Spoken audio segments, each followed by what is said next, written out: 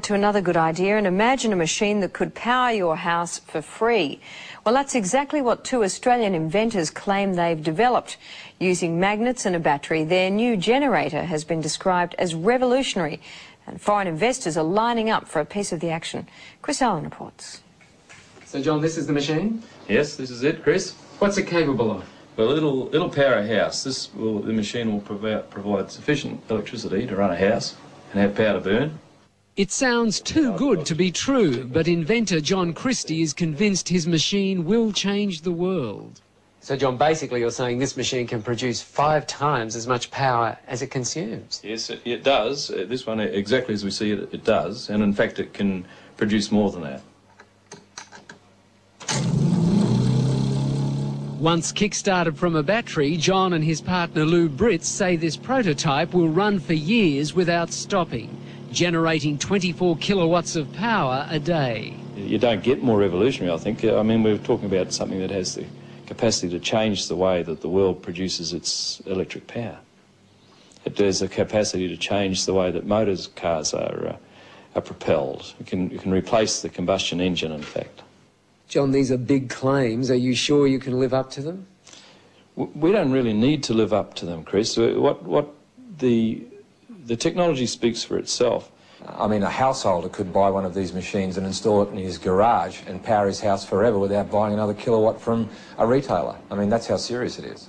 Steve Brassington is an independent electrical engineer. He's seen the machine and backs up everything John says. It's revolutionary. That's the only way to describe it. I think the technology, it's not bending physics, it's just using principles that I guess are commonly in use in power generation today in a different way.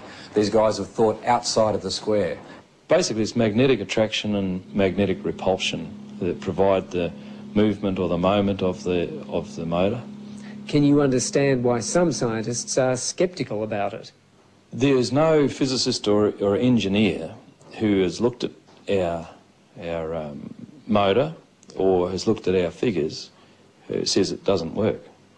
Lou is an electrician and John a businessman in Cairns in far north Queensland. The two unlikely inventors have been tinkering with their machine for 6 years. They've applied for an international patent and have been swamped by people wanting a piece of the action. These are the coils. We mentioned the coils don't get hot.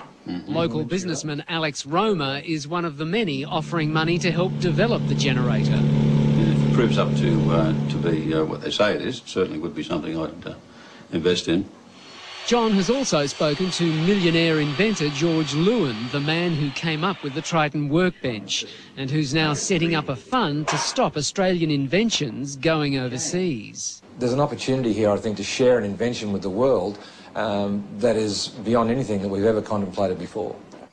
Scientists here at the local university say while they're interested in John's machine, they're also cautious. They say if the machine can generate as much power as John says it can, then they will have to rewrite some of the laws of physics. And they've urged people to be cautious about investing in it until the generator has been independently tested. Anybody who says it doesn't work hasn't seen it or hasn't looked at our figures. They haven't reviewed it.